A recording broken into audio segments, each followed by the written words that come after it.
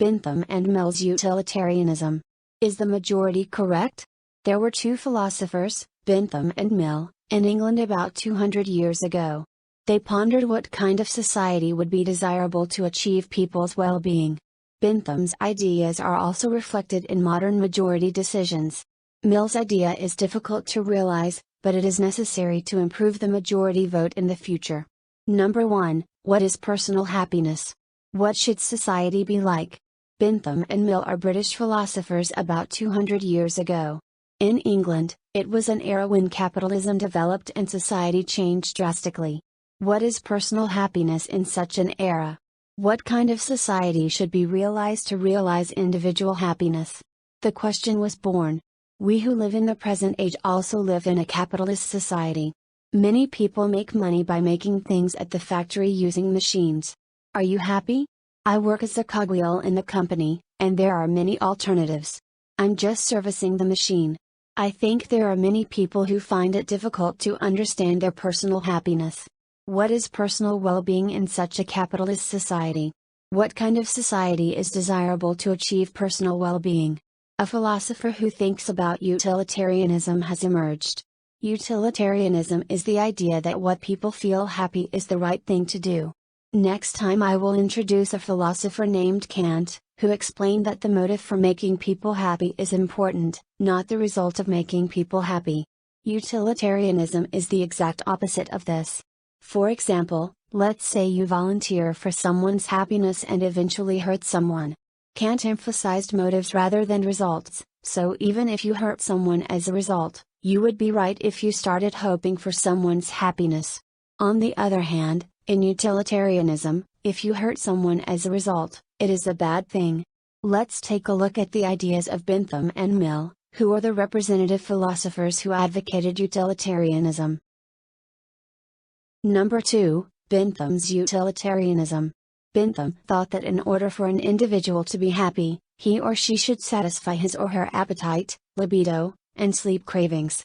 And he thought that a society where as many people as possible would be happy was desirable. This idea is called the greatest happiness for the greatest number. People think about satisfying their appetite, libido, and sleep cravings. Such people get together and make a majority vote. The more votes you take, the more people will be happy. Bentham's idea is simple and easy to understand, isn't it? According to his thinking, a majority vote will make many people happy. In modern Japanese society, elections are the majority vote, and politicians who get a lot of votes do politics. Bentham's way of thinking is pervasive in modern Japanese society. By the way, what do you think of Bentham's thinking? Bentham's idea is straightforward, but it also has its drawbacks. It's about personal well-being. Isn't it too simple to think that personal happiness is only appetite, libido, and sleep? Sure, we feel happy when we eat delicious food, but there must be other things such as spiritual happiness. Number 3, Mill's utilitarianism. Mill emphasized the spiritual well-being of the individual. People can feel happy not only by satisfying their own desires, but also by serving others. In Christianity, there is the idea of give people what you feel happy to be given, and people can also act in the hope of the benefit of others. I think Mill's idea is correct, but it is difficult to achieve this in the real world. As Bentham thought, if an individual wishes only for his or her own well-being, it makes sense to have a one-man one-vote by majority vote.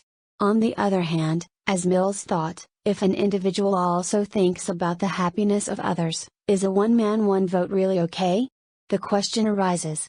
If Mill's thinking is correct, shouldn't anyone who thinks about the well-being of others have a lot of voting rights?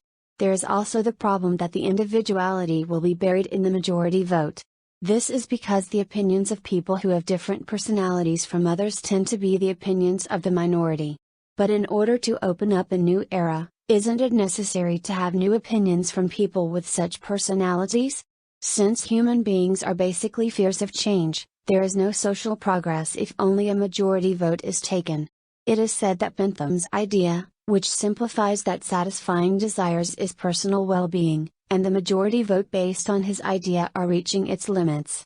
It may be necessary to rethink the majority vote, taking into account the mental well-being of the individual, as Mill thought.